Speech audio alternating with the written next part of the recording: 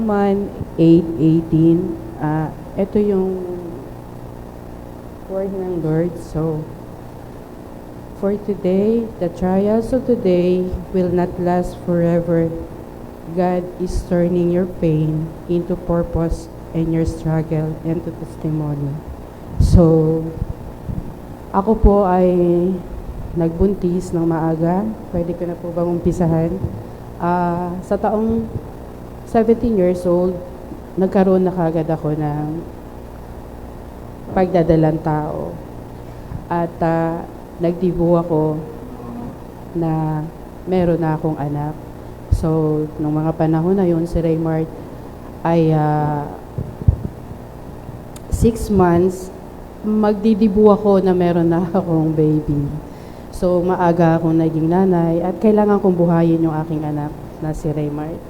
So, dumating yung mga panahon na syempre bilang isang nanay na walang asawa, kailangan kong buhayin mag-isa. Habang lumalaki si Raymart, dumating na isang nag 1-year-old siya, na-meet ko naman yung daddy ni Isabela. So, siya yung naging tatay nung aking anak. Ang tawag niya doon ay tatay. So, siya yung kasama ko sa, siya yung nagbibigay ng mga pangangailangan namin, mag-ina, no? Hanggang sa lumaki si Raymart. Pwedeng ipakilala mo rin sa amin si Raymart bilang bata, anong klaseng anak? Ay, si Isabela. Ito po si Isabela at ito po yung aking bunso na si Cyrus na po. Okay. So, punta tayo kay Raymart. Maaaring bang ilarawan para sa amin lahat? Kamusta siya bilang isang bata, mula 1-year-old, 2-year-old, hanggang kayo lumalaki? Kasi nung si Raymart kasi nung maliit, club-footed siya. Club-footed po, paliwanag po natin para sa lahat. Ano bang ibig sabihin natin doon sa club-footed? Yung club-footed po, yung kanyang paa ay dalawang magkasalubong habang naglalakad. So, hindi po siya kaagad-agad na nakapaglakad, gawa ng sa kanyang diferensya sa paa. Umabot pa siya ng mga 4 years old. Inisip ko nga na makakalakad pa ba yung anak ko kasi parang ang labo kasi ganun yung mga paa niya. Pero nakita ko na yung anak ko gustong maglakad. So, dumating yung panahon, ay, naglakad na siya. Parang natuwa kami kasi syempre akala namin habang panahon siya na hindi siya makakalakad. So, aakayin namin. So, nagpapasalamat nga po ako sa Diyos kasi nakalakad siya. Tapos nung mga 1-year-old na siya nga, na-meet ko yung kasama ni daddy ni Isabela. At nung pagdating ng 10 years old, nung lumaki na si Raymart, mabait siyang bata hindi siya mareklamo.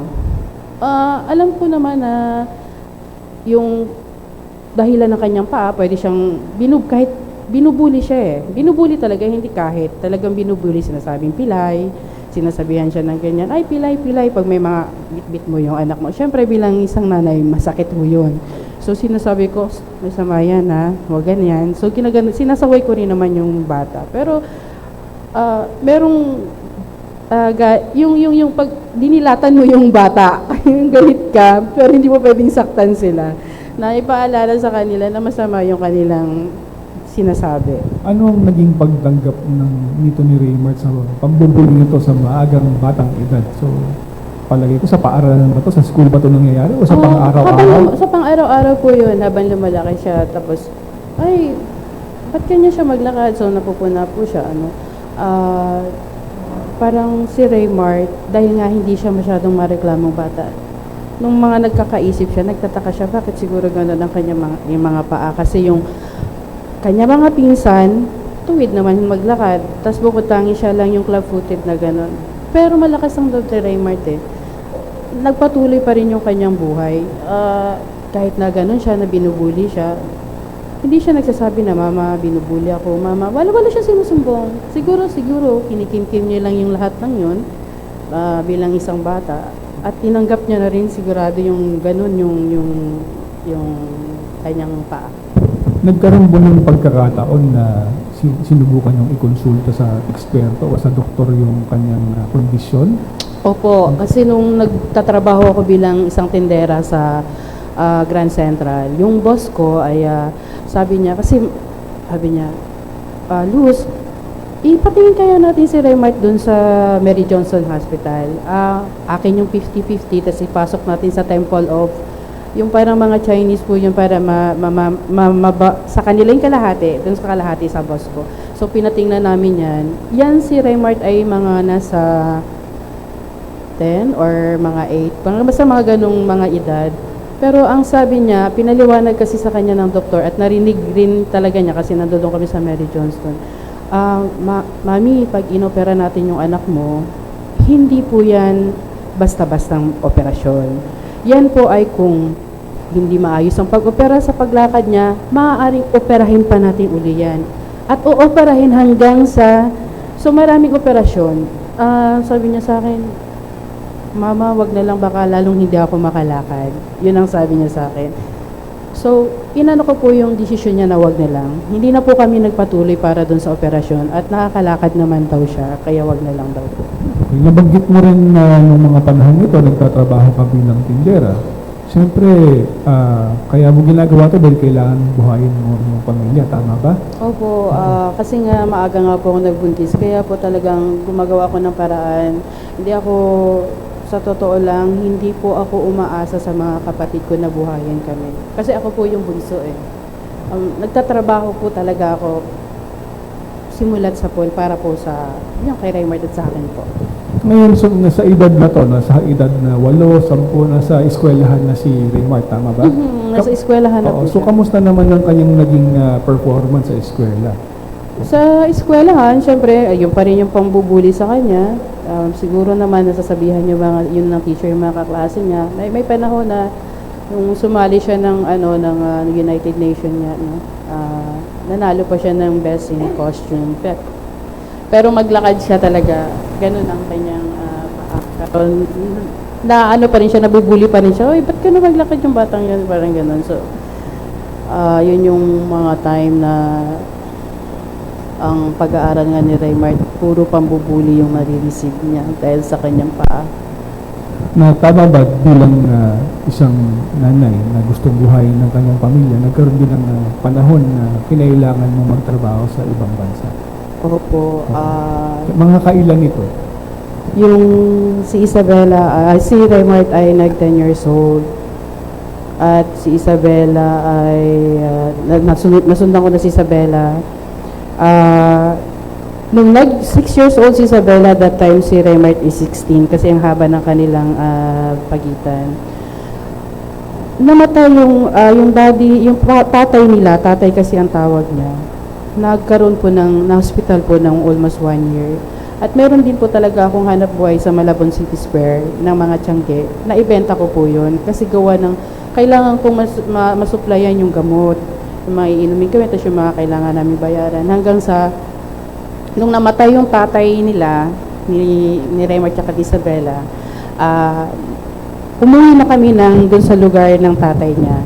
Tapos ngayon po, nung nailibing yung kanyang tatay, syempre nahihirapan po ako, dalawa na naman. Dati isa lang yung inaasikaso ko para buhayin, naging dalawa na sila. Anong ipapakain ko? Ano ang kailangan kong gawin para mabuhay ko sila? So, dahil sa lugar na yun ay hindi ako masyadong familiar kung anong negosyo ang pwede, no? Kakain kami, mauubos to ng wala akong kita at gumagastos kami araw-araw, mauubos, so hindi po pwede. So, nag-ihaw kami ni Raymart. Buhay pa si Raymart ay nag-iihaw na po kami. Yan si Isabela, alam niya yun. Mabait siyang bata talaga, bubuhatin niya yung lamesa kahit na yung paa niya gano'n, ilalabas niya yung tuwing hapon na yan. Tapos bago pa nangyari uli yung nag-abroad ako, gano'n ang aming hanap buhay sa lugar ng papa nila hanggang sa mabuhay kami mag-iina, no? Yan ay masaya pagka, kasi ako nagtatabi, pupunta tayo sa lola mo sa Nabota, sabi kong ganyan sa kanya. Dadaan tayo ng Divisoria, magtatabi tayo ng pera para pipili tayo ng damit mo, tsaka yun ang gusto mong short, kasi mahilig siya sa mga, mabili mo ako ng sando, bili mo ako ng short, pwede, aalis ako ng ibang bansa, sabi ko ganun sa kanya, sige mama, sabi niya ganyan. Eh, paano? Naisip ko, sa pela, maliit pa eh. Siguro mga nasa 9 lang siya nung paalis ako nag-apply ako ng ibang bansa. Sabi niya, sige mama, akong bahala kay Isabela, naisip ko, paano kayo magluluto? Anong kakainin ninyo? Anong ganito? So, gumawa ako ng mga, eto yung breakfast ninyo. Sundan mo lang to, Raymart, ha? So, binigyan ko siya ng guidance pag ako nakaalis. Eto ang mga gagawin mo. Ikaw mamimili, eto ang gagawin mo. Pagkasyahin mo to. So, siya ang naging nanay, siya ang naging tatay para doon sa iiwanan kong si Isabela. Kasi aalis nga ang kanilang mama, no? Nung dumating na yung panahon na aalis na talaga ako, ang bilis eh. Ang bilis kapag nag-apply ka ng papuntang Saudi, mabilis lang yung proseso, no? Nagulat ako, December, nag-apply ako ng 4th ng 2014, 2015, makakaalis na agad ako ng December. At Pasko po yun. So, hindi po ako, sabi ko, bakit naman kasi Pasko pa ako aalis, diba? Pag gusto ko, nag-spend time muna sa kanila kasi 2 years.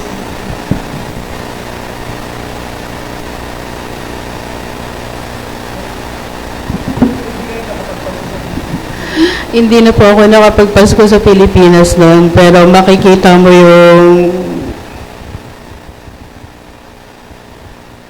ang hirap pong iwanan yung, sa totoo lang, napakahirap iwanan yung mga anak.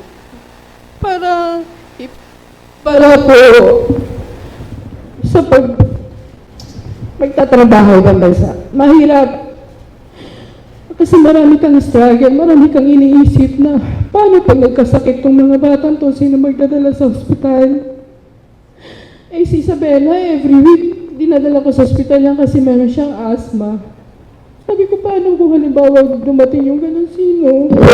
Pagka nagkalagnat sila, sino mag-aasikaso sa kanila? Pero kasi hindi na ako makaayaw eh. Sinabi ko, Anton nag-apply na po talaga ako, makakaalis na talaga ako.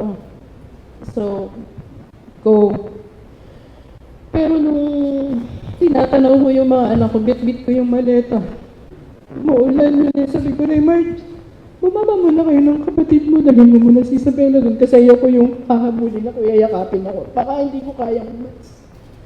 So, dinala ni Raymart yung kapatid niya, naligo sila sa ulan. Sabi ko, hindi ko muna sa Isabela para lang yung maano lang po ba siya. Pero, nung paalis na ako, bit-bit ko yung maleta ko.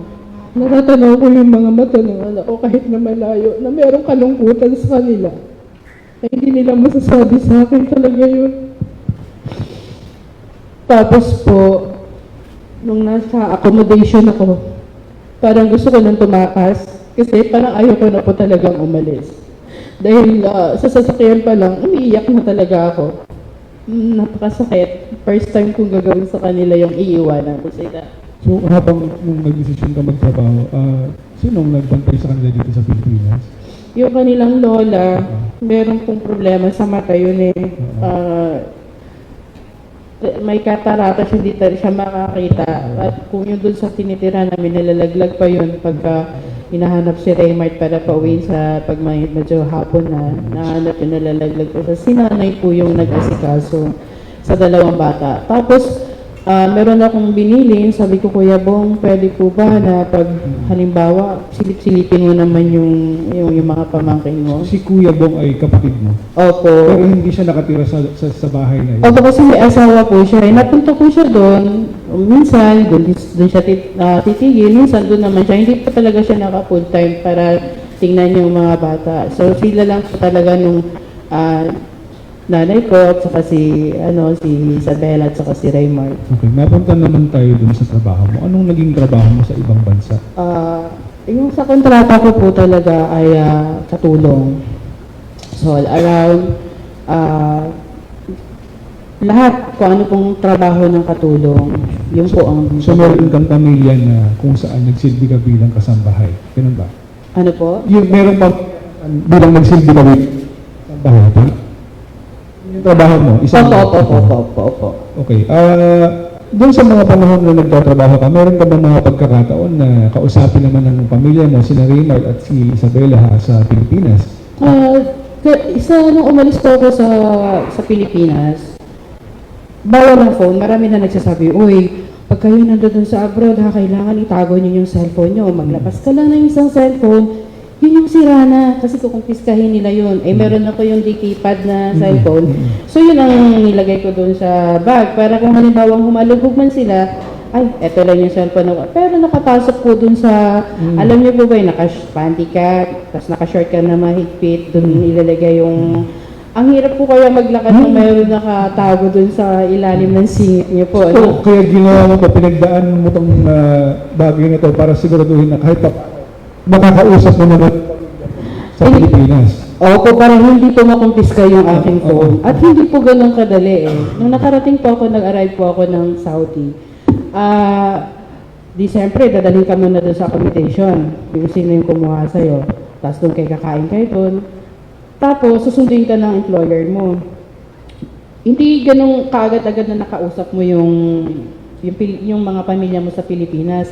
Yung napagkarating mo ng airport, makakausap mo kaagad sila. Hindi. Umabot pa yun ng mga ilang araw bago mo sila kinusap. Siyempre, nag-aalala ka na baka mamaya nag-iisip na yun sila, kamusta na, di ba, baka hindi nila alam kung nakarating ba ako, hindi. So, nung pagkarating ko dun sa boss ko po, ang tingin sa akin, masama na kaagad eh. Maldita yung amo ko eh. Talagang matapang yung mukha niya. Tapos po, pinapasok ako dun sa loob. Ang unang pinumpahan kong kwarto po ay tambakan. No? Kawawa po yung mga OFW. Ang una ko napuntahang kwarto, tambakan siya ng mga kaldero, mga lumang damit. Tapos natulog po ako dun sa sahig na... Ibig sabihin, yun yung napuntahan mong kwarto, yun yung doon ka na matutulog. Doon po ako matutulog, doon po ako pinagpahinga. Sabi niya, makat mo na kayo sa taas. Wala talagang naka-prepared para doon sa mga OFW na napakagandang pagdating mo. Ewan ko lang sa iba, pero kasi po yun sa akin, yun po ang nangyari eh. Nandun ako nakahiga sa rad. So nakita ko nung isa kong ka-OFW na Pilipina, uy, ba't hindi ka mag-report sa natin, sa embassy natin na hindi po pwedeng tratuhin tayo ng ganyan. Meron din tayong karapatan na matulog sa maayos na higaan. So ginawa, sabi ko, okay lang ako. Ako kasi po yung matiisi na tao. Sabi ko, okay lang po ako as long na hindi ako sinasaktan at pinapakain ako.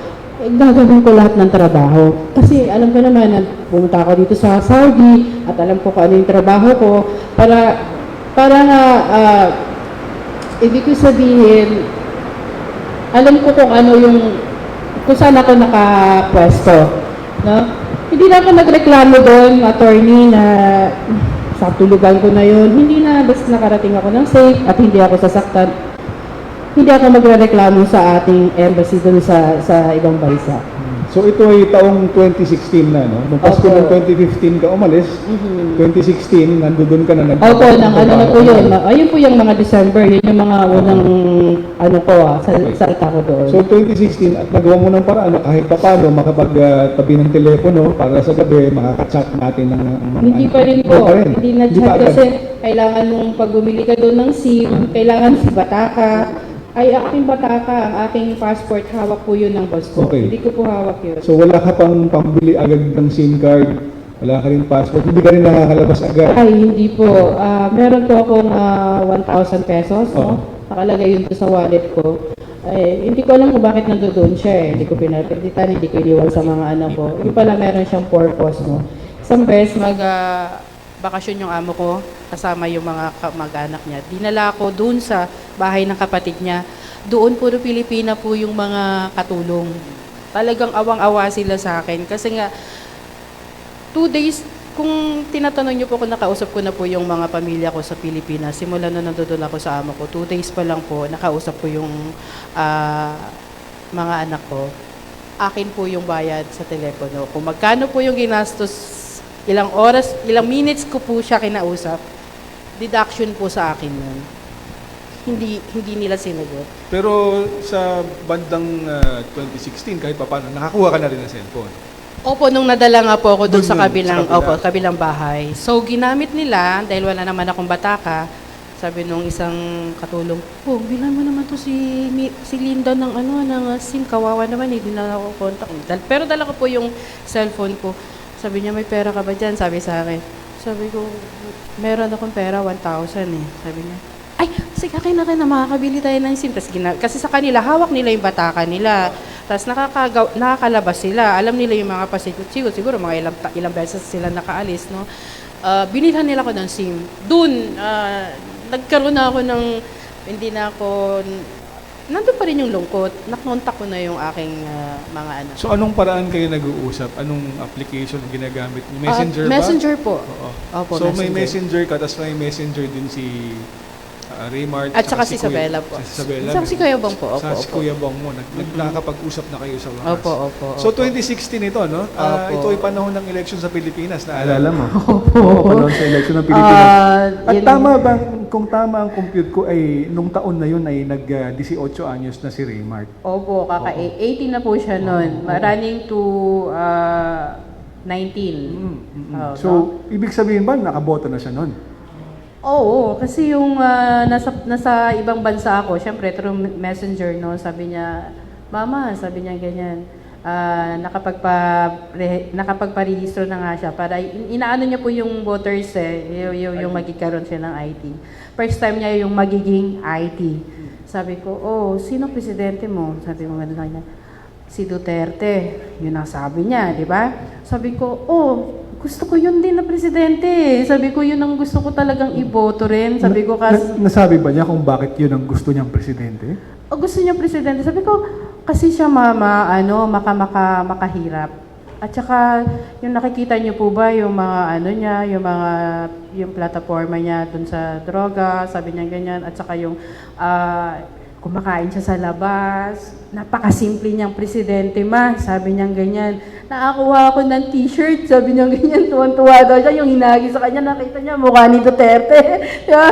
Sabi ko, ganun ba? Sabi ko, di good. Kasi, alam mo, yan din ang gusto kong presidente. Sabi ko ganun sa kanya. Kasi nga, baka tingin ko, mapuksan niya talaga yung napakatapang niya. Sabi ko, mapupuksan niya yung droga ng Pilipinas, no? So, yan din po yung aking paras kami ng gusto, no? Paras kami ng gusto. At nung taon na nga rin, siya ang binoto niyang bilang presidente. Yun ang una niyang presidente. Ang binoto niyang presidente. Unang presidente niya at gustong-gusto niya yun. Napag-usapan niyo pa ba si Duterte nung siya naging presidente na? Nanalo na siya noon, no? So, nung taong Masaya 2016, masaya siya. Sabi niya, nanalo yung presidente ko. Ganyan. So, masaya siya. Binabalita niya po sa akin yun. At ikaw naman, nakakasubaybay ka naman ng mga panahon na yun sa mga pangyayari sa Pilipinas. Nakakanood ka ba ng mga balita? Opo, na yung sa Malacanang, yung pag tinawag na magiging presidente niya, manunumpa na siya, napanood ko po yun eh. Sabi ko, wow, sabi ko, eto na yung umpisa na magbabago na nga talaga yung Pilipinas, no? Kasi yun dun sa mga sinasabi niya nung nangangampanya siya, na within 6 months, masusugpo niya yung droga. Parang, wow, napakatapang nito. Kasi iniisip ko, pag droga ang kakalabanin niya, ang lalaki na mga big timer, no? Yung talagang iniisip ko pa nga, yung mga laboratory ng droga, yung mapapasara niya or mahuhuli niya lahat talagang mga big time na drug lord. Yun ang nakapasok sa isip ko eh. At nung naging presidente na nga siya, at yung mga unang 6 na buwan ng kanyang pagiging presidente, nakakanood ka sa balita kung anong ginagawa niya, batay doon sa pinangako niya. Kasi sa ibang bansa, nabubuhay kami sa YouTube. No? Lahat ng mga OFW, pagkatapos magtrabaho niyan, o kung pwede man sa kanila ang nasa YouTube yan eh. So ako mahilig ako manood ng balita. Gusto ko masubaybayan ko anong meron sa Pilipinas. So nakikita ko na talagang siya dun sa sinasabi niya 6 months, puro patayan. Sabi ko, sabi ko pa nga sa isip ko po talaga, no. Ayaw niya kasing tumigil ng pagdadrugs, kaya kayo namamatay. Sinabi naman na presidente na pag siya umupo, yun nga, lilinisin niya, no? Yun ang pananaw ko kasi siyempre gusto ko nga rin naman na mawala yung droga sa Pilipinas eh. Parang napakasarap naman na gano'n ang bansang Pilipinas po, di ba? So parang nung umpisa nakita mo na ibigay niya yung pangako niya. Opo. Tapos di ba 6 months, 2016 yun. 2017, siyempre patayan na dito sa Pilipinas. Patayan na ng patayan. Lagi napapanood mo. nanlaban. Lagi sinasabi, nanlaban, pinatay. Puro ganun ang maririnig mo balita ng mga 2016 hanggang 2017. Nung December po, masayang-masaya si Raymart. Sabi niya, sabi niya ganyan, meron siyang, sabi niya, magbibilang ako, tatalon ako para tumangkad pa ako. Kasi matangkad naman na siya, ba't pa siya tatalon, di ba? Sabi niya, tatalon ako sa ngayon, may countdown siya. Tapos babatiin kita, sabi niya ganyan. Masayang-masaya siya, yun yung last na, bagong taon. Tapos nung January, pagkatapos nun, nag-message ako sa kanya, kamusta yung bagong taon, ganyan. Kamusta ka? Ganyan. Sabi niya, namimiss ko na yung mga luto mo Sabi niya ganyan. So, mahilig yun sa Shanghai. Pag pinagluluto ko ng Shanghai, gustong-gusto niya. Sabi niya, ilang buwan na lang din naman, makakauwi ka na ng Pilipinas. Gusto ko sana mamasyal tayo. Ganyan, makarating tayo sa ganitong lugar. Siguro kasi dahil sa kahirapan ng buhay namin, hindi ko naman din yun nagagawa. At siguro pumapasok sa anak ko, na pag-abroad po ang iyong nanay, marami kang pera.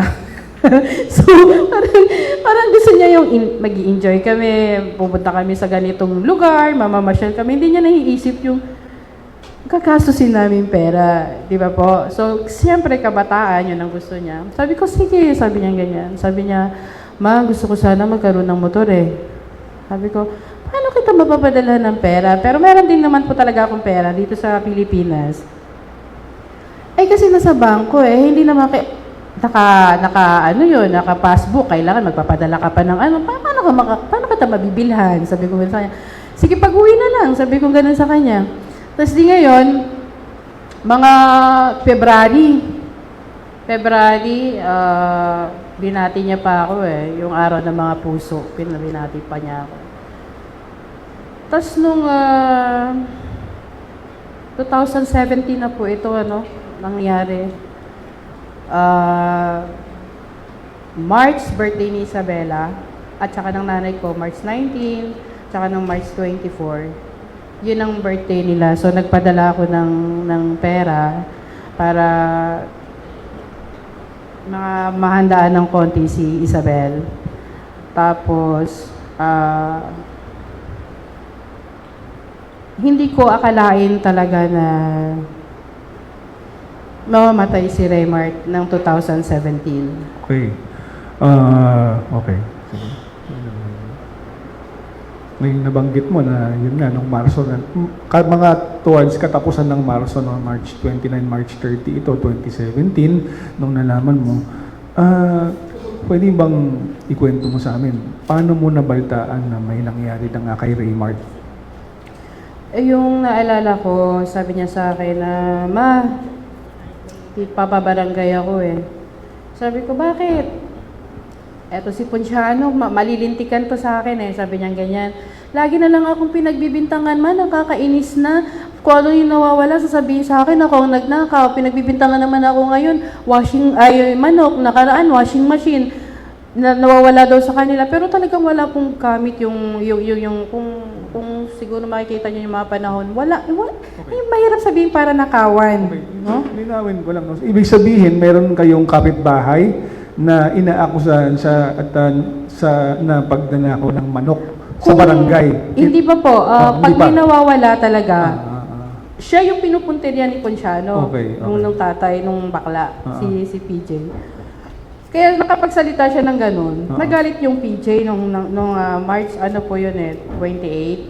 So, nagalit yung PJ, nagsumbong yung tatay na nagkasagutan sila ni Raymart, That is 2017 ng March 28, Sabi ko sa kanya, sumama ka dun sa barangay. Sabi ko ganun kasi para maliwanagan din at saka sabi niya, oo pupunta ako sa barangay, sabi niya ganyan. Tapos nung kinabukasan, 29 na po yun, March 29. Kamusta yung sa barangay? Okay na po kami, Kuya Bong. Tinanong ko pa nga yung kapatid ko, okay na be, nag-usap na kasi baby po yung tawag sa akin. Okay. So ang dinulog sa barangay ay yung akusasyon lang ng pagdanakaw, wala ng iba. Opo, yun lang po ang sinabi. Sinasabing manok. Yung Ah, pagdanakaw yung ng manok. basta kung ano nga yung nawawala. At hindi, kasi ang inaano nga ni PJ na parang seguridad doon sa tatay niya, parang pagbabanta daw ni Raymart, baka mamaya kung anong gawin ni Raymart doon sa tatay nila. Pero hindi gagawin ng anak ko yun. Nakakapagsalita lang siguro yung bata. Gawa ng naiinis na kasi lagi na lang siya yung sinisisi eh. So nakapagkwento pa si Raymart sa'yo kung ano nangyari doon sa barangay nung March 20. March 28, Oo. tas 29, sabi niya, okay na kami ma, sabi niya ganyan.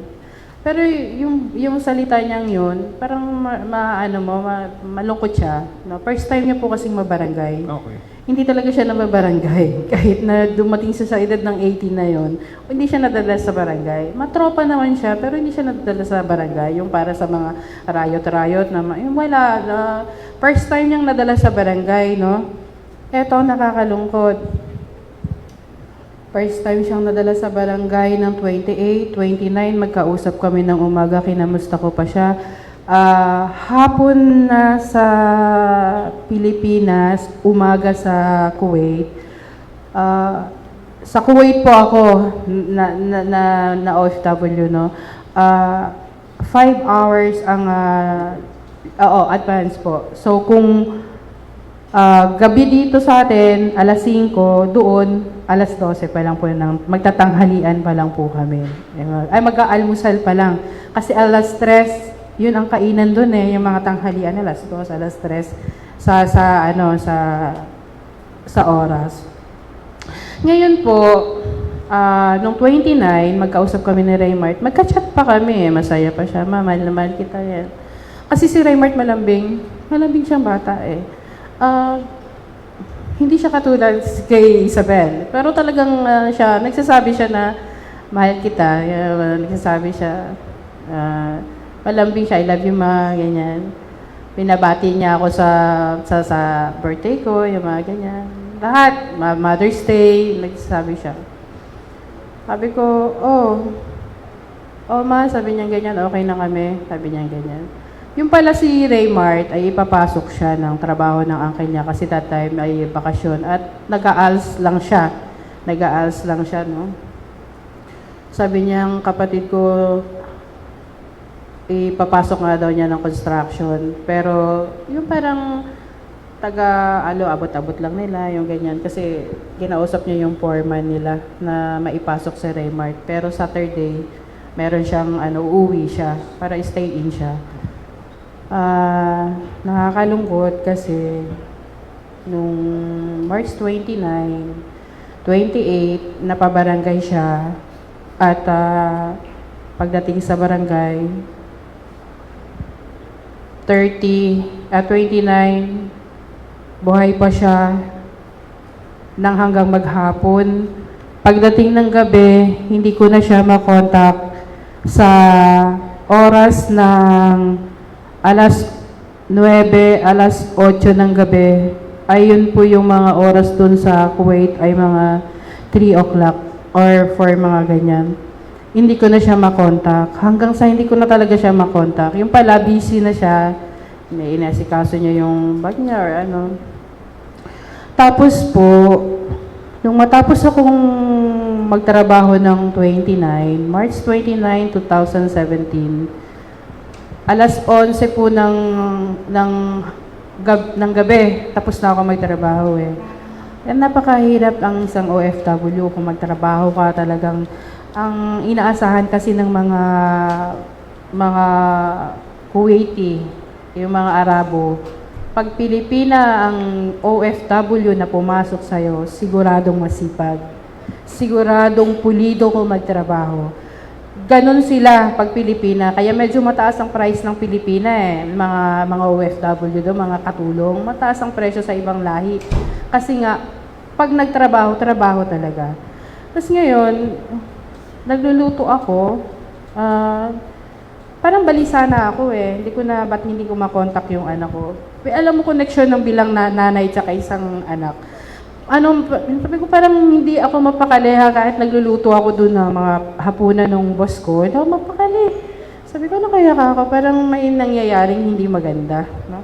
Tapos ngayon, alas 11 na ng gabi, nagubad na ako ng uniforme ko.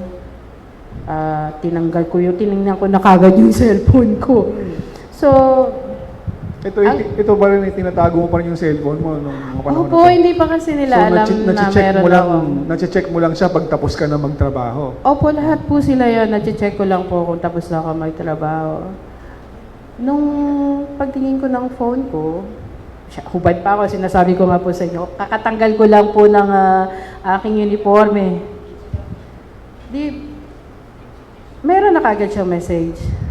Siguro yun ay ang oras dito ay 11, 12, 1, 2, 3, alas 4 na ng madaling araw dito sa Pilipinas. Ng March 30. Ng March 30 yun. Pero dun sa Kuwait is 29 pa lang po yun. So March 29 pa lang po yun. Di ngayon, pagkuha ko, sabi ko, bakit ganun? Yung message nung, hindi ko pa kamag-anak po yung nag-message eh. Isang tropa ni Raymart ang nag-message na emoji lang siya na lumuluha. Sa dalawang tulong lang. So may natanggap kang mensahe galing sa isang tropa ni Raymart na walang nakasulat na salita kundi isang emoji na umiiyak. Opo, that was March 29 sa Kuwait. Dito ay 30 sa Pilipinas. So, na-receive ko po yun, hindi ko kamag-anak yun. At hindi rin yung madalas nag-chat po eh. Hindi nag-chat sa akin yung batang yun. Tapos, sabi ko, bakit ganun? Maya-maya, nag-vibrate na naman yung phone kasi hindi ako nagpapatunog ng phone, baka marinig ng amo ko, no? Aba, isa na naman pong emoji. Pero dun sa kapamangkin ko na yon, si Angel. Si Angel na po yung nag-send ng isang lumuluha rin. Tapos nung pangatlo, brutal kasi itong isa kong pamangkin. Teka. Yung pangalawa, wala pa rin salita. Wala pa rin salita. So anong naiisip mo nito na may nakita kang umiiyak na walang salita? nangyayari sa Pilipinas? O nagtataka ka? Nagtataka ako kasi wala rin naman kasi akong alam na may mangyayari. Kasi kausap mo yung anak mo, hindi ko alam kung isip ko baka si nanay namatay na. Yung parang ganyan kaya umiiyak. No? Kasi yun ang matandang iniwan ko. Wala akong ibang iniisip kasi wala naman kami mga kaaway, wala kaming ginagawang masama. So, wala akong alam na kung bakit anong meron. Tapos itong aking pamangkin na si Angeli, nag-chat na naman siya ng emoji. Yung isa kong pamangkin na brutal kong mag-chat, sabi niya sa akin, nag-send siya ng lumuluha. May kasunod na siyang message na, Auntie, si TL patay na. So nagulat po ako eh. Si TL? Si Raymart po yun. So kasi ang tawag ng mga pinsan niya sa kanya, TL, kasi yung lola nila ang pasimuna na magsalita ng TL, it's atag Bisaya word. It's paa. Kasi club-footed po siya.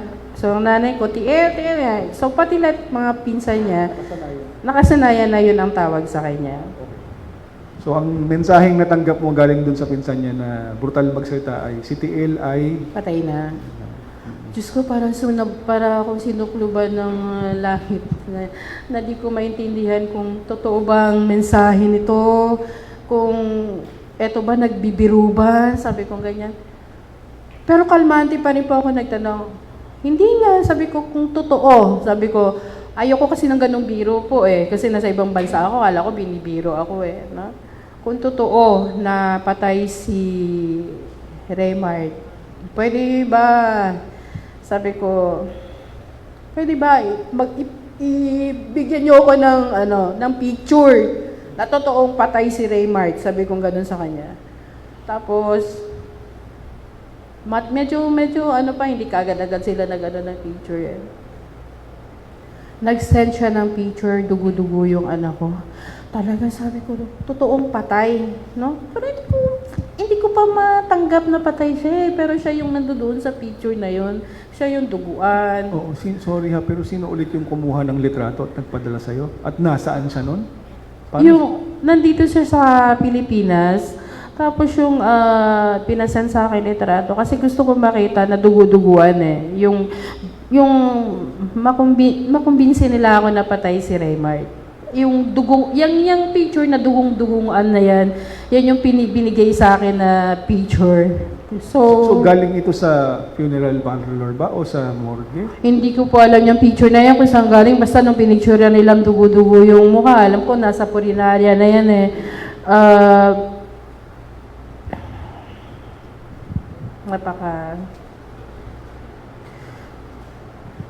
Nung nakita ko yung picture niya, wala akong ginawa kundi bumaba dun sa baba. Sabi ko, alam niyo wala na akong may luha, no?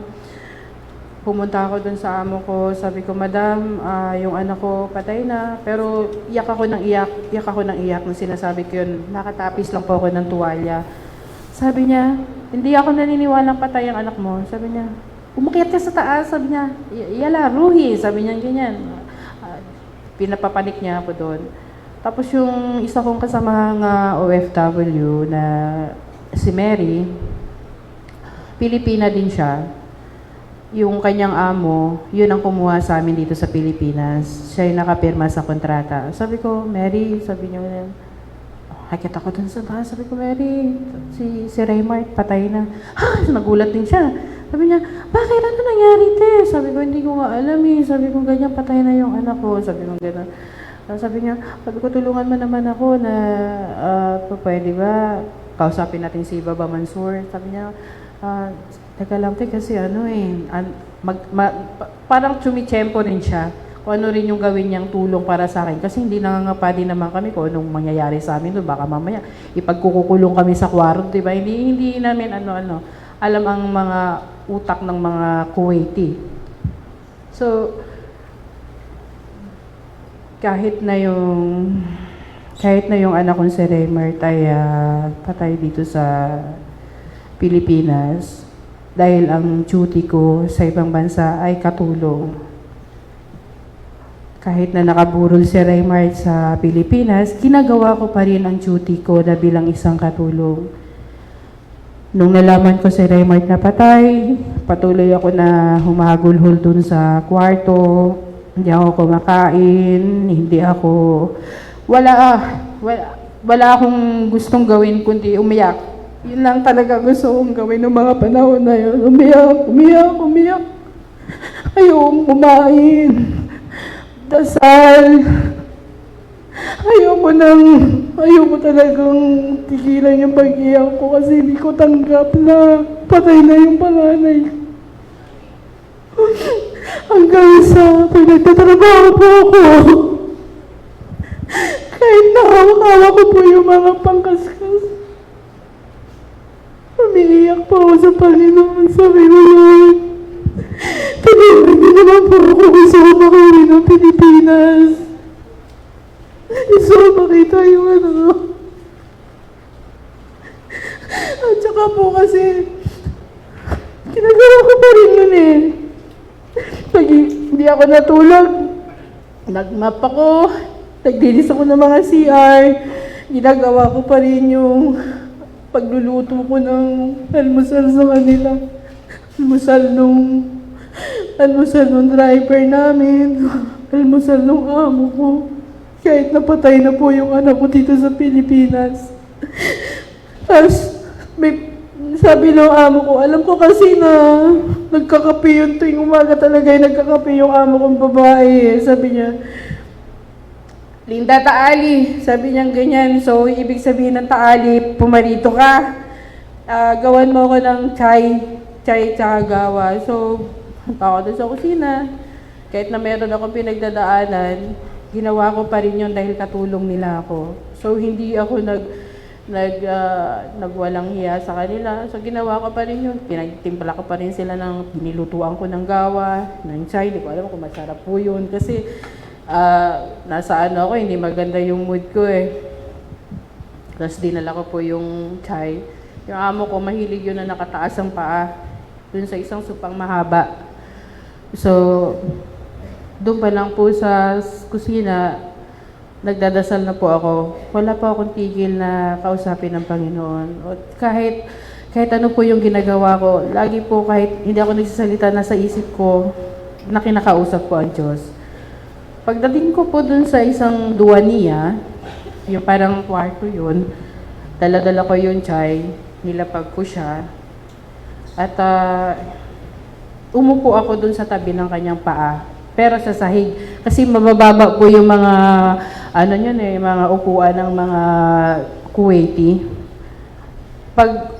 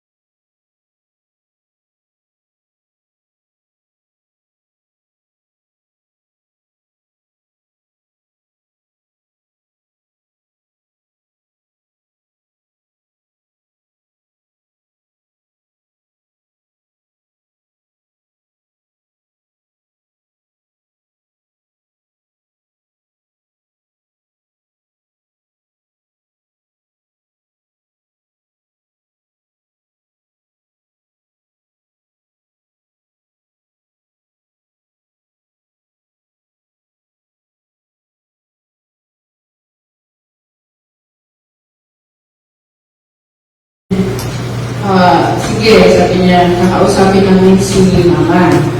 Ngayon, hindi pa namin alam kung papayag si Mama na makauwi ng Pilipinas. Kasi pinakita ko talaga yung pictures sa kanila. Tinignan yung babawan, so yung pulis, ganyan. Sabi ko, pulis, ang pumatay sa anak ko, tinupot na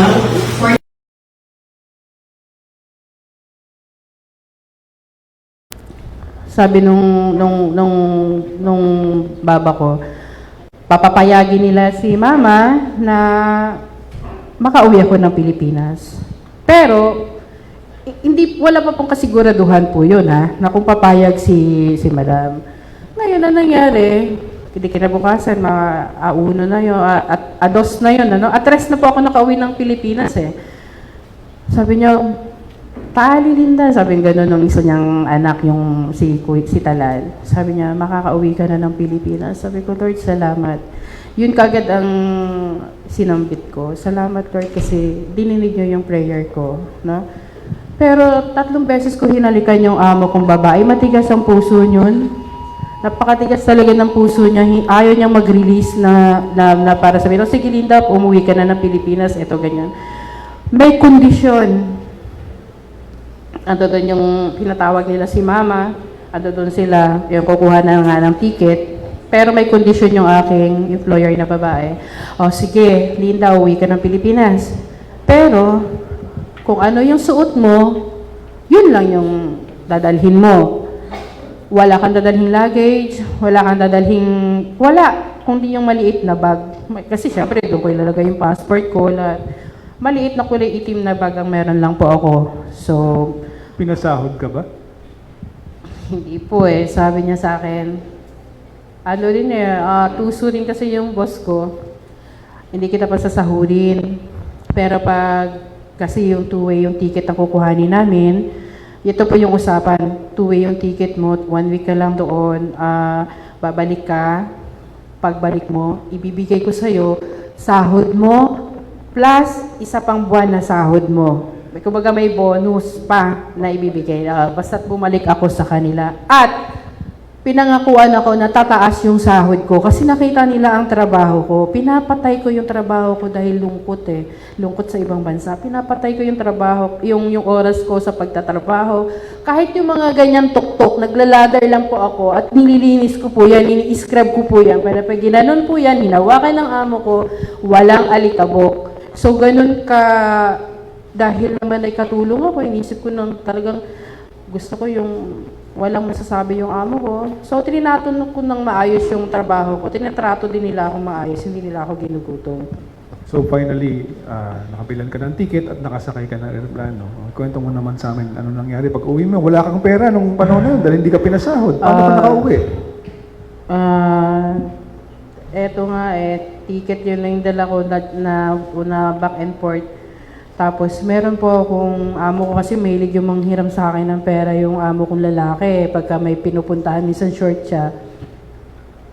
Nakapagbigay pa siya ng 5KD. Yun yung nautang niya sa akin. Kaya meron akong 5KDs dun sa wallet ko. Tapos yung 5KD na yun, may kasamang 20 pesos na malungkot. Yung gusot-gusot po yung 20 pesos. Yun po ay pera natin dito sa Pilipinas na nakaparang tao dun sa wallet. So, magkasama siya doon, hinatid ako sa airport. Masaya na ako na nagkaroon ako ng sa kalooban na makakauwi na ako sa wakas. Makikita ko na yung anak ko, kahit na patay siya, gusto ko siya masilayan. No? Pagdating doon sa airport, syempre, dahil ikaw ay OFW, anak mo, may naiwan kang anak. Ang mga bata, pag sinasabing OFW ang nanay, syempre may pasalubong ka dapat. So, yung 5KD is 700 pesos po yun sa Philippine money. At binili ko po yun ng halagang 700 na tsokolate para lang mabitbit ko kay Isabela pag-uwi.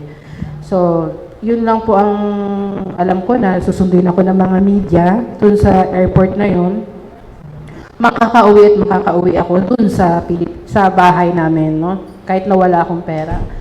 Pagdating ko sa airport, so sinundo na ako ng niyakap ko po yung kapatid ko. Sabi niya, sabi niya ganyan, patay na sila yung Mark. Sabi ko, oo nga kuya eh. Sabi ko, may marami akong tanong eh. Bakit na napabarangay lang ngayon, kinabukasan? Bakit patay agad? 'Di ba? Maraming tanong dun sa isip ko eh. Dahil lang sa pagpapabarangay eh, patay siya kinabukasan. Ang inaano ko nga lang, no, sana kung may kasalanan yung anak ko, may due process din. Kumbaga, wala ang ganun sa kay Raymart eh. Walang due process. Napabarangay siya ngayon. Kinabukasan, dinukot siya ng 14 massmen, pumunta dun sa bahay. Yun ang kwento po eh. No? Nasa ibang bansa ako, dinukot siya ng mga 14 massmen. Hindi siya natagpuan sa bahay. Pero umakyat yung mga yon dun sa bahay. Lima po yung umakyat, tinutukan yung kapatid ko ng barel. Tapos po ay wala nakita, hinalughog yung bahay namin, hinalughog daw, wala, sabing ganyan. Pero po yung massmen na yon, mga civilian na mga pulis na yon, 6:00 pa lang ng 29, alas 6 pa lang ng 29 ay nandoon na sila, nagmamasid na sila. Sabi sa akin po yun eh. Na Ito ay naibalita sa iyo ni Kuya Bong mo, tama hindi ba? po ng kapitbahay. Kapitbahay, Opo, naikwento po niya nung nasa Pilipinas na Nasa ako. Pilipinas Na, ka na. sabi niya na yung dumukot sa anak mo, umaga, gabi pa lang nandito na. Pero nakasibilyan sila, ang lalaki daw ng mga katawan. 5 perasong motor. Okay. May mga angkas na tagdadalawa sila. So, ang dami, di ba? Tapos, bumalik yan sila pa rin, pero mga nakabonet na, umakyat na nga doon sila doon sa taas. Hindi nakita si Raymart, ang ginawa, bumaba. Bumaba yung taong yun.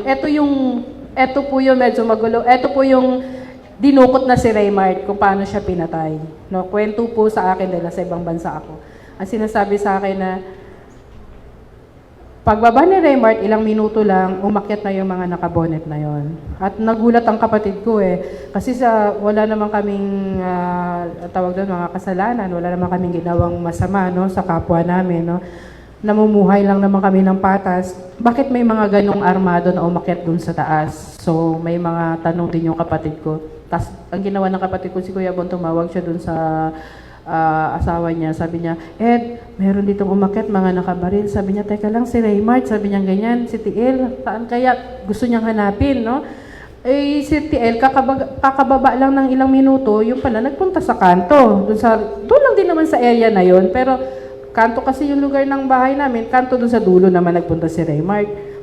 Doon siya inabot. Alam mo, yung sinasabi sa akin na mga na vigilante ang pumatay sa anak ko, hindi po vigilante kasi sinurvey muna nila yung bahay na papasukin nila.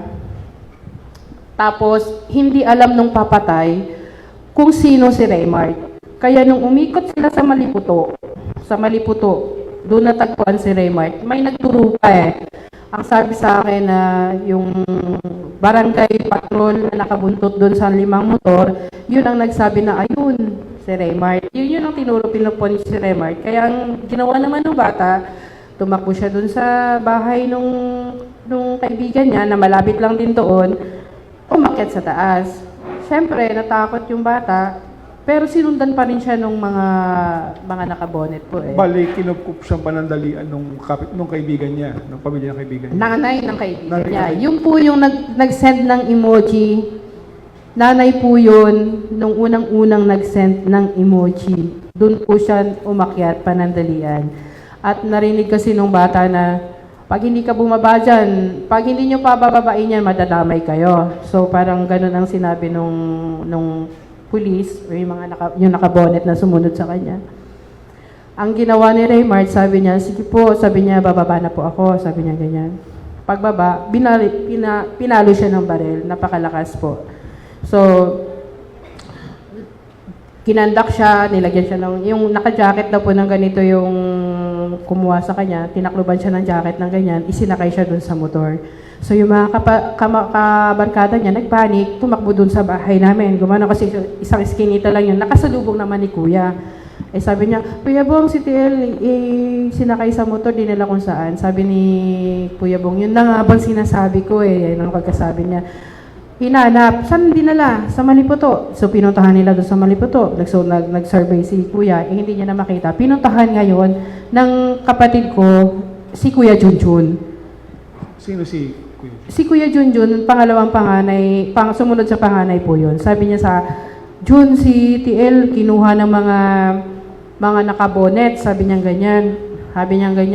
Hindi, hanapin natin. So, ang ginawa ng kapatid ko, si Kuya Junjun, sabi niya, pumunta tayo sa police station. Sabi niya ganyan.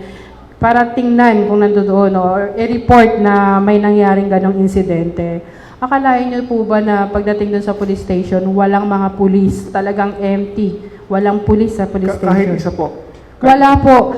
Kasi wala silang dinat ng pulis. Ang sabi nga ni Kuya Bong, tinanong yung mga barangay tano doon sa labas na nakaupo na sabi, saan may mga pulis dito? Ay, wala sila, kakaalis-alis lang. So, yun yung mga oras na siguro mga alas 11, ganyan, alas 12. Ibig mong sabihin, parang magkalapit lang o magkatabi yung barangay sa polis? Talaga magka isang building lang po May mga ibang pintuan lang. Tapos sabi, Wala umalis yung mga kapulisan diyan. Marami sila umalis, walang tao daw diyan. Sabi niya kasi may i-report nga nila na yun nga yung anak ko na namatay at dinukot, i-report nga nila. Sabi pa naman sa kanya nung barangay tanod, ba't hindi kayo pumunta dun sa Caloocan? Sabi naman ng kapatid ko, bakit mo naman kami papupuntahin sa Caloocan? Dapat yung Caloocan Police, kung meron silang huhulihin dito, dapat makipag-coordinate sila dun sa police ng Nabotas. Bakit mo kami papupuntahin ng Caloocan? Pero ginawa din nila, pumunta pa rin talaga sila ng Caloocan, tas wala rin doon. So, napagod yung kapatid ko, si Kuya Bong, nag-decision siya na umuwi na lang kasi hindi nila makita. Pero hinahanap pa ng mga kabarkada si Raymart, no? Pag-uwi ng kapatid ko, siguro hindi siya raw makatulog eh. Sabi ng kapatid ko, hindi ako makatulog eh. Sabi niya ganyan. Iniisip niya yung nangyari doon kay Raymart. Maya-maya, mga alas 3 yata yun, alas 4. Kumakatok na si Angel. Yun po yung Angel. Yun yung pangalawang nag-send ng emoji. Naririnig daw niya humahagulol kasi hindi siya makatulog. May humahagulgulol daw sa labas. Tapos pagkatok, sabi nung kapamangkin ko, Uncle, nakita na si TL. Oh, saan na? Sabi niya, patay na, nasa Eusebio na. So, ganun ang pagkasabi. Ang bilis ng oras ng pagpatay nila. Ganun sila kabilis pumatay ng tao. Wala silang awa eh. No? Yung hindi ko pa alam na may kota, may pera. Sana pinatubos na lang nila yung, sabi nila, 10,000 daw, isang ulo. Inaisip ko, sana pinatubos nyo na lang yung anak ko, di ba po? Kasi mayayakap ko pa, yung kinulong man lang para at least madadalhan mo ng yun ang wala due process talaga. So ngayon, nagpunta yung kapatid ko dun sa Purinarya, niyakap yung pamangkin niya. Magulat yung kapatid ko kasi may butas yung dito sa ulo. May butas po yung ulo eh.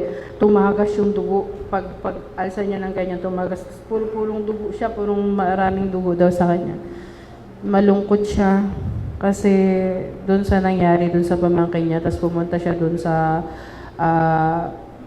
yung pinaka-forma niya na hindi ako makakapasok kasi namatay yung pamangkin ko.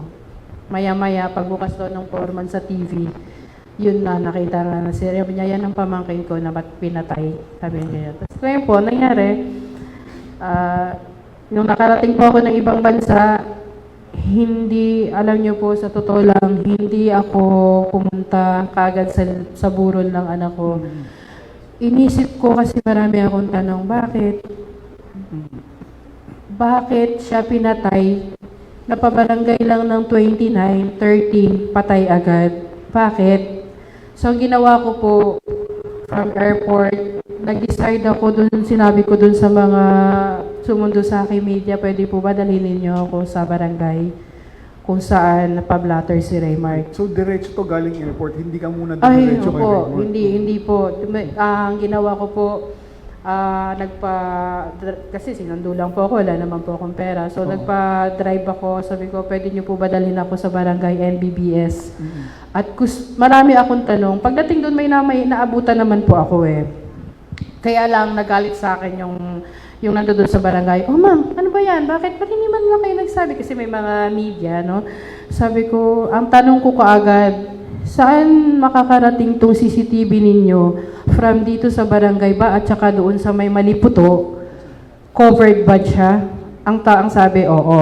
Gumagana ba? Opo ma'am, gumagana. Wala akong sinabi na dinukot yung namatay. Kasi gusto ko makahuli po eh. Kumbaga nag-iimbestiga din po ako eh. Ganun ba? Sabi ko kasi nung March 29, sabi ko nawawala yung anak ko. Gusto ko sanang makita nung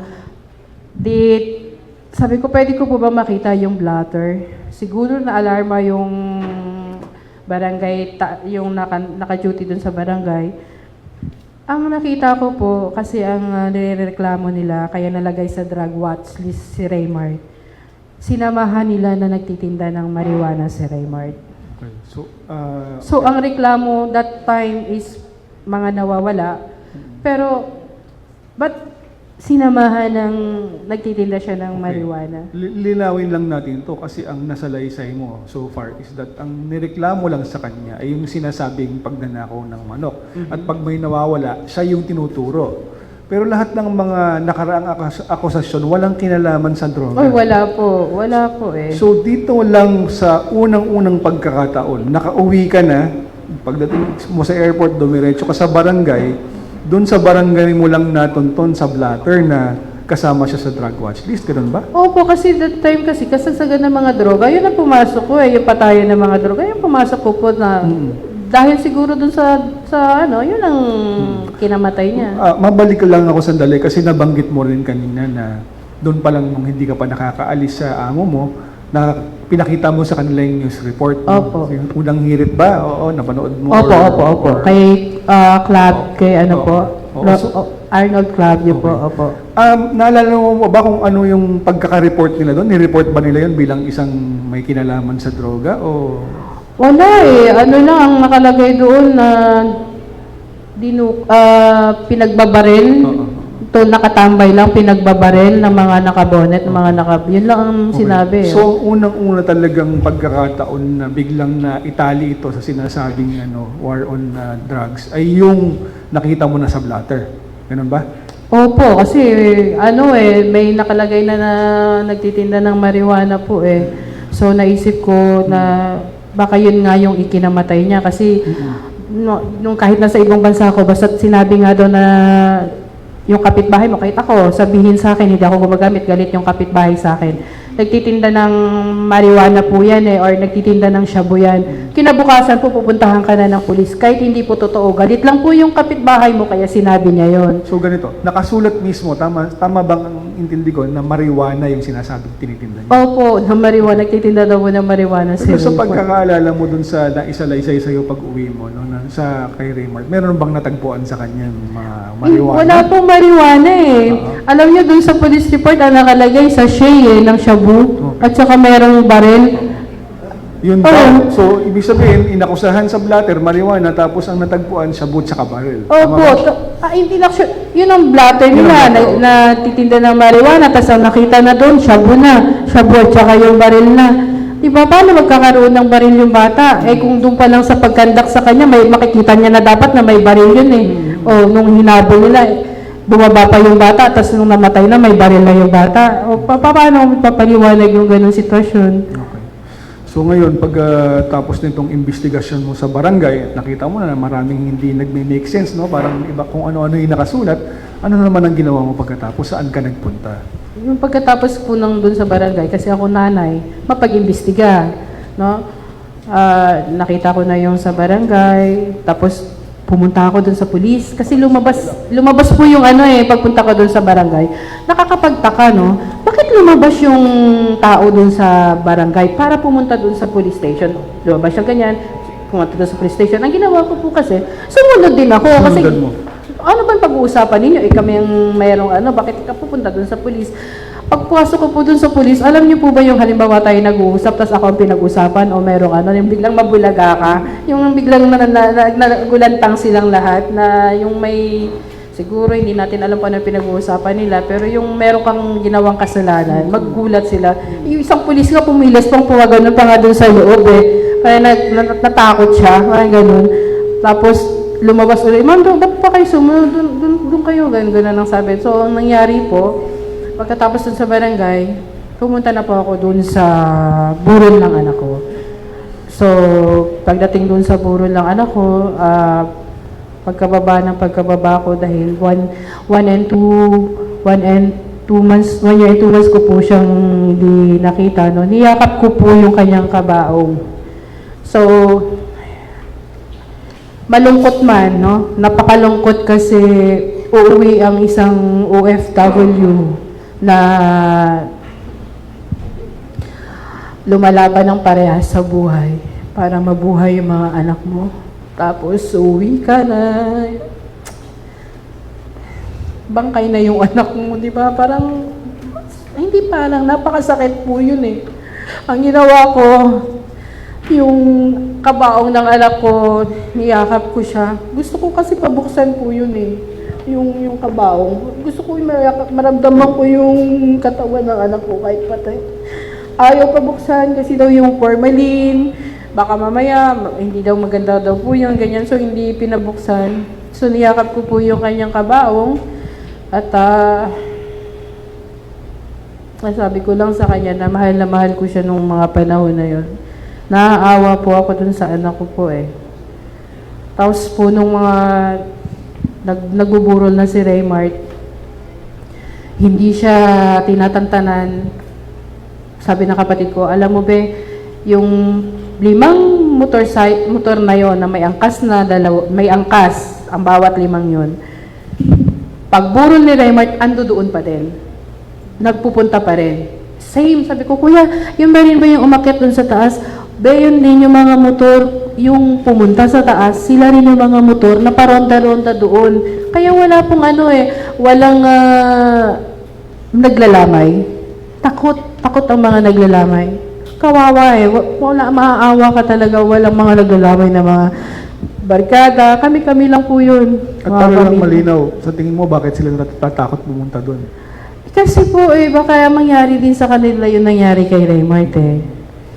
Okay, so yung mga kaibigan niya, hindi man lang nagkaroon ng pagkakataon na makapagpaalam sa... Hindi po, kahit nung sa paglibing. Alam niyo po, ganito po yun eh. Di ba po, nag-decide na ako na ililibing na si Raymart kasi yung ayoko nga po sana eh. Kasi alam ko na pag yung anak ko nilibing, hindi ko na siya makikita. Yung baga, ano na siya, sa sementeryo, no?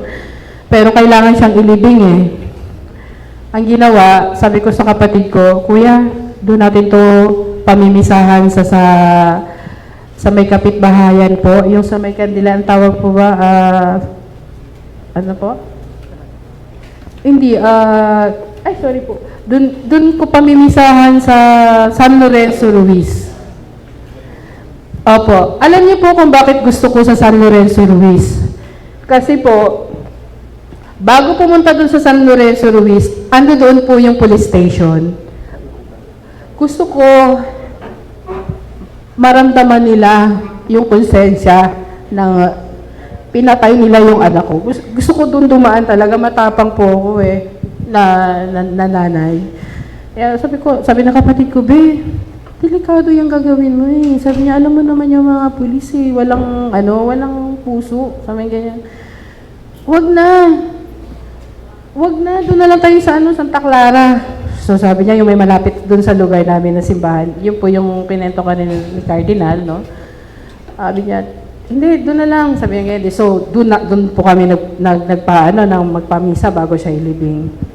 Alam niyo po, si Cardinal that time, dahil wala po ako talagang pinagkakatiwala ang mga tao, no?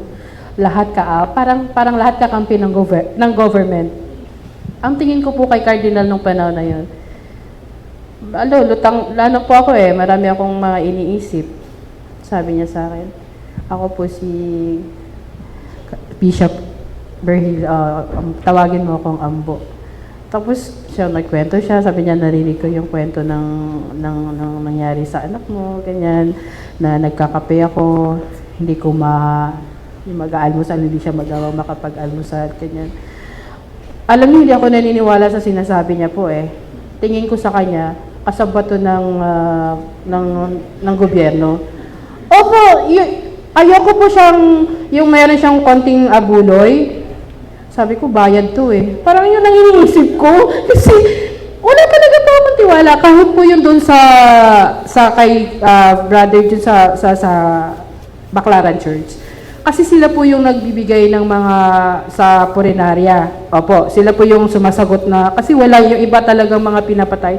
Wala silang pantubos So, yung Baclaran Church, nagbigay sila ng cheque. Sabi ko sa kapatid ko, isoli mo yung cheque, bayad yan sa buhay ng anak ko. Isoli mo yan. Sabi ko ganyan, mga kakampi ni Duterte, yun ang yung po yung nasa puso't isip ko. Kaya po, humingi po ako ng tawad. Ang sama po talaga nang iniisip ko sa inyo that time. Tapos, ano, sabi ko pala nakikipagplastikan lang to sa mga tweet. So, inabot niya yung sobre. Tapos, yun, nagmisa na nga po siya. So, nung mga natau-tauhan ako, sabi ko, Lord, salamat. Kasi si Raymart pala nagmisa sa kanya. Isang bishop ng Caloocan. Hindi basta-basta. Tapos yung isip ko sa kanya, masama. So, nung natau-tauhan ako, nagpasalamat na ako sa Diyos. Humingi rin ako ng tawad, syempre, dahil masama yung nasa isip at sa puso ko. Tapos po, nang nailibing na si Raymart, may mga nabumubuntot pa rin po ng mga pulis. Kung saan, sabi ng mga kapatid ko, may mga pulis, takot, trauma ang inabot ng mga kapatid ko hanggang sa nailibing si Raymart. Pero, nung nailibing si Raymart, hindi na po ako umuwi dun sa bahay na tinitirhan namin. Bakit po? Pwede po nila akong patayin eh. Kasi nung oras na nakaburol si Raymart, kunyari nag-iimbestiga sila eh. Doon sa pagkamatay ni Raymart, pupunta yung mga pulis doon sa bahay namin. Yung pala nagsasurvey lang sila kung saan ang merong mga CCTV na baka mamaya nakuhanan sila or makuha ko. No? Pero noong mga panahon ngayon, wala pong nagbibigay ng CCTV. Takot din sila. Takot silang mapatay or madamay. No? Takot sila. Kaya wala akong nakuhang CCTV. Ang ginawa, pagkalibing ni Raymart, sabi ko dun sa kapatid kong driver ng Divisoria Boulevard, Kuya Ray, dahil konti lang naman talaga yung gamit ng mga anak ko dun kasi nasa lugar ng daddy nila yung mga gamit namin, pwede ba isakay mo na muna yung mga gamit, lahat ng gamit ni Raymart, namin, ng nila Isabela, isakay nyo na sa jeep, isabay na natin sa pagpalibing at dalhin nyo na kami dun sa kung saan kami po ngayon nakatira. Hindi ko na po binalikan yun kasi po alam nyo, masyado akong advance mag-isip. Baka mamaya, pag ako po natulog ng isang gabi doon, inakyat ako ng mga pulis, hinagisan ako ng droga, sino pa po bang makakarating pa po ba ako sa ganitong panahon? Diba sabi mo na parang nag-iimbestiga sila ng mga panahon na yun, ng mga pagkatapos, no? Nabaltaan mo ba kung mayroon pang resulta itong investigasyon na to? Alam niyo po yung mga pulis walang iya. Bakit po ba? Nagpunta kami ng kapatid ko doon sa station ng Nabotas. Doon sa investigador kung sino yung nag-imbestiga doon kay Raymart, no? Pinakita sa amin yung wallet ni Raymart, may tangkay po ng marijuana, sabi ng kapatid ko. Alam mo ba, nung tinignan namin yung wallet ni Raymart, wala namang ganyan eh, walang tangkay ng marijuana. Pero ba't ngayon mayroon na, sabi niya ganyan, dinelbos na naman yung kapatid ko. Hindi, relax ka lang kuya. At ito po yung ginawa sa amin ng pulis, napakawalang hiya, no? Alam niyo po ba, sabi sa akin, gusto mo ba magkaroon ng hustisya yung anak mo, pakakuha ng justice? Sabi ko, opo, sabi ko ganyan. Kaya mo ba magsinungaling? Yung pang sabi sa akin ng pulis, kaya niyo ba magsinungaling? Sabi ko, para saan po? Papalabasin natin na si PJ Fortaleza, yung nagpa-report sa kanya sa barangay, siya ang nagpapatay at papalabasin natin na nandoon siya nung time na namatay si Raymart. Sabi ko, ayoko naman po ng ganun. Kasi ang gusto kong justice, yung totoong hustisya. Di ba po? Para po magsisinungaling, bakit, sayang lang po kasi yung voice record, nag-voice record po kasi ako that time, nabanggit ko pa rin yan doon sa isang media na nakapag-voice message ako. Pero sinabi lang na itabi, nasira po yung phone ko na yun eh. Nagsabi yung pulis na, hindi, para magkaroon na ng hustisya yung anak mo. Ganun ba kadaling kumuha ng hustisya? Yung magbintang ka ng hindi naman yun ang pumatay. So, di ba, ang gusto ko pong mangyari, kung sino po yung may gawa, yun po yung managot. Kasi ginawa niya po yun eh. Nagkaroon po ba kayo ng pagkakataon na magsampa ng kung anumang demanda o dumulog sa anumang ahensya ng gobyerno? Alam niyo po, Attorney Bayan, hindi ko po nagawa yan. Bakit po? Walang, kung meron lang isang testigo, maaaring magkakaso ako eh, mag-file. Kaso po, yung mga testigo, ayaw po eh. Silang humarap kahit na nakikita nila. Dahil ayaw nila ng damay, ayaw din po siguro nila ng gulo, ganyan. hindi naman sa ayaw kanilang tulungan, kaya lang natatakot din sila para sa sarili nila. Opo, alam nyo, walang tumutulong sa amin noong mga panahon na yon. Sipuan. Yung government, yung nagkaroon na ako ng yung nailibing na si Raymart, walang ibang tumutulong sa mga pamilya ng mga namatayan. Simbahan lang po talaga. No? Lahat ang tingin nila tingin ng mga tao sa amin, parang hayop, mga adik kaming lahat. Masama yung tingin ng mga tao, yung mga kapwa kong Pilipino sa akin. Sa akin din, naranasan ko yun na mukhang adik. Kasi yung sa picture ko, ang payat-payat ko talaga. Mukha talaga po talaga akong adik that time. Kasi parang, hindi parang stress ka talaga. Hindi ka naman nakakakain, hindi ka nakakapagtulog. So, sobrang payat ko. Kaya napagbintangan din po akong adik kasi yung nanay. Adik yung anak, kaya namatay yung anak. Parang ganyan po. Masakit po yun. So, matapos po itong lahat ng mga to, wala po tayong madulugan. So, ano pong ginawa natin? Paano po natin sinubukang mag-umpisa kung uli?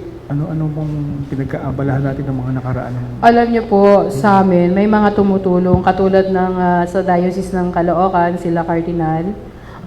Yung Caritas, isa po yan sa mga nakakatulong sa amin para maghilom yung mga mapasaya man lang kami kahit paano po lalo na pagdarating ng Kapaskuhan, yung kahit na may iyakan, no? Tas yung mga anak namin nakakatanggap po yan ng scholar. Ayun po ay hindi galing sa government, no? Nakakatuwa kasi may mga taong ganun. At ngayon po, nung nailibing na si Raymart, hindi pa po yun nagkaroon pa po ako ng galit no? Alam niyo po ba yung galit na galit ka na, gusto kong maglagay ng bomba sa mga katawan ko. Tinawag ko po yan kay Cardinal Sabi ko sa kanya, Bishop Ambo, tumawag ako, sabi ko, alam niyo po, gusto ko mag-suicide bomb. Gusto ko po ayun yung mga 1 week na nakalibing na si Raymart, gusto ko maglagay ng mga bomba sa katawan ko. Gusto ko pumasok doon sa police station para sabay-sabay na kaming mamatay at masabog. Hindi ko naiisip na meron pa akong anak na isa, si Isabela. No? Tapos sinasabi sa akin na, huwag kong gawin yun.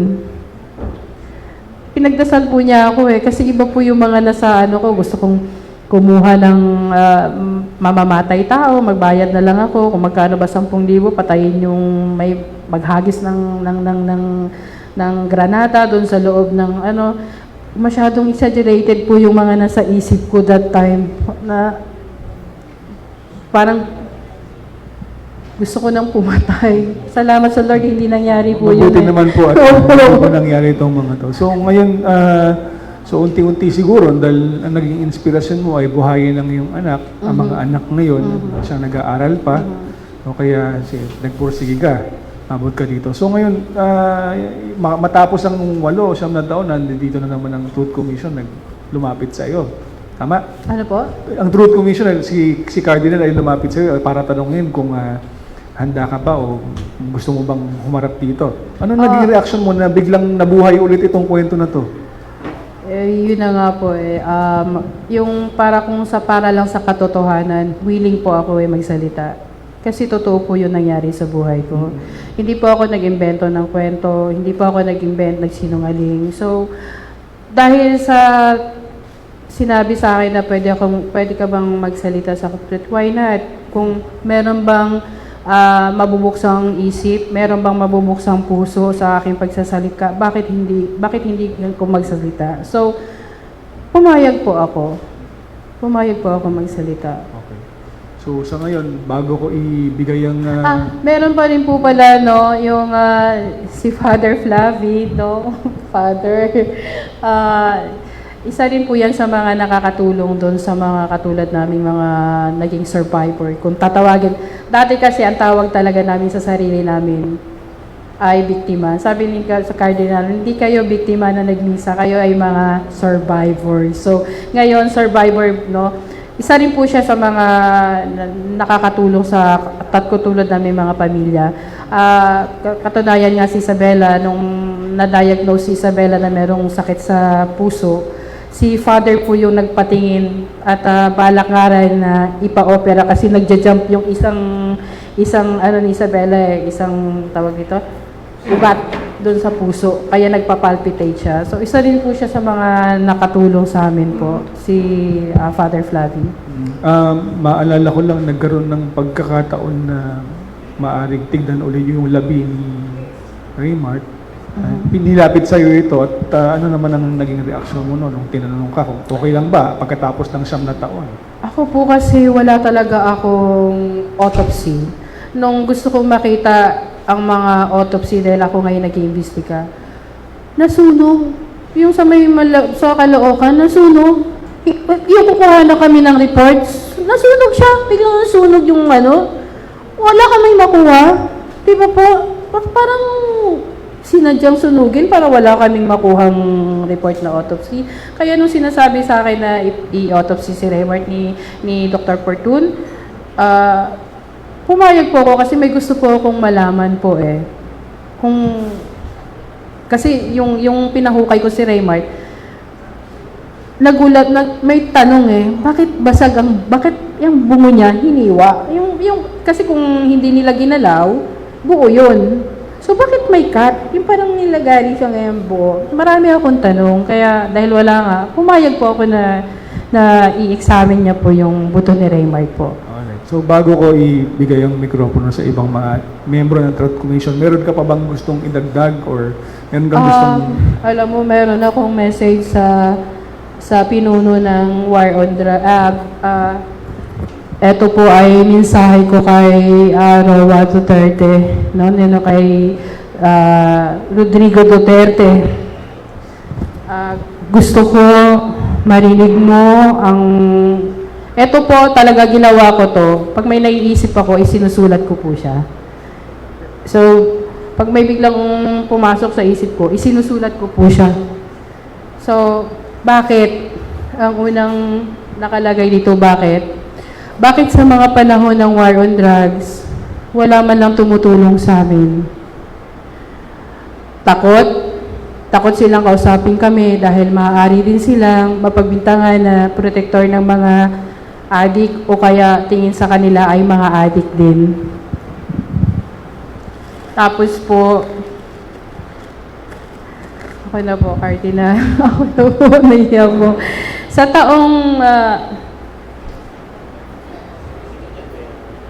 Sa mga taong tutulong tulad kong ina, humihingi ng ustisya, wala akong makukuha ng ustisya dahil alam kong nakaupo pa ang taong utak ng madugong war on drugs.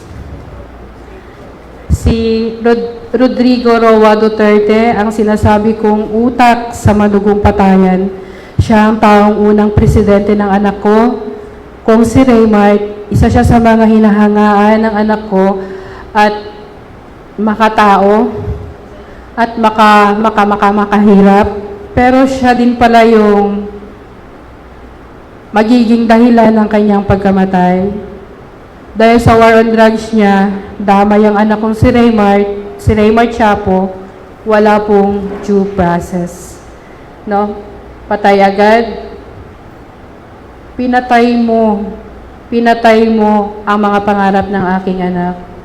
Tiwala kong pag ikaw ang naging presidente, baka gumanda ang takbo ng bansang Pilipinas. Naniniwala akong kaya mong sugpuin ang droga, pero mali pala ang lahat. Naloko mo ako at ang aking anak.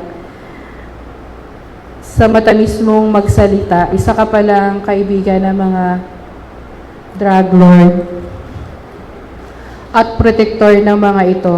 Pamilya mo, ang mga anak mo, tawid sa malaking transaksyon ng droga, pero pinapatay ng mga kapulisan ni General Bato, puro mga batang di kayang lumaban, mga batang may mga pangarap sa buhay, mga tatay, nanay na may mga kailangang pangbuhayin, mga batang kailanman di na makikita ang kanilang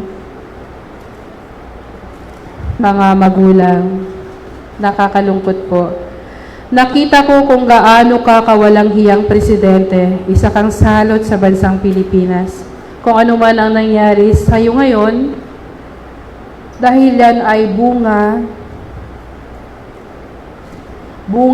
ng tinanim mo sa mga panahong ikaw pa ang naging presidente sa bansang Pilipinas. Sayang, ang buhay ay isa lang. Ang buhay lahat ng bilyon, milyon, at kapangyarihan ay iiwan mo ito pag ikaw ay mamatay. Ang lahat ay walang halaga po. Yun.